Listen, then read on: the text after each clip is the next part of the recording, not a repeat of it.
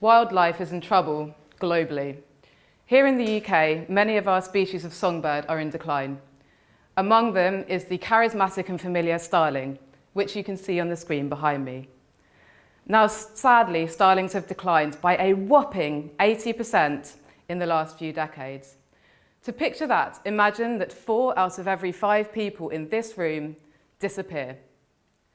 Now, one threat that's been recently identified to starlings and other songbirds is the presence of human medicines in the environment. In my work, I've found that a commonly prescribed antidepressant medicine called Prozac can alter the behaviour of starlings. But hang on a minute. How on earth could a human medicine come to be in the environment where it could be consumed by wild birds? Well, it starts with the patient. So when a patient takes a Prozac pill, it's not completely used by the body. And that means a little bit of Prozac escapes to the environment. Now, that goes to sewage works, of course, and it's not completely removed there either. So that means that from the sewage works, this Prozac can escape to the environment.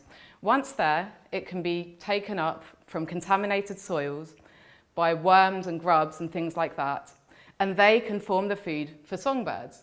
And that means those songbirds are getting a small dose of Prozac. Now, Prozac is an antidepressant medicine, and that means it's designed to treat mental health illnesses and to alter behaviour in humans.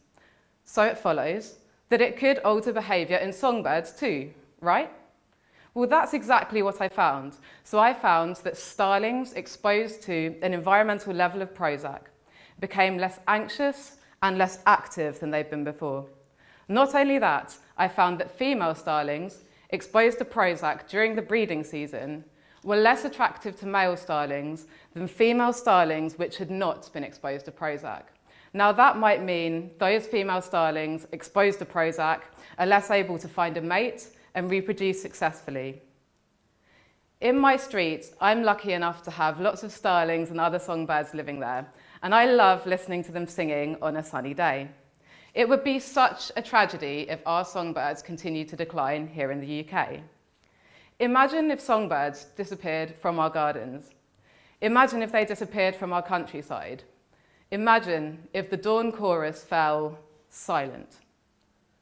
My work is helping to identify new threats to songbirds so that we can take measures to better protect them for the future. Thank you.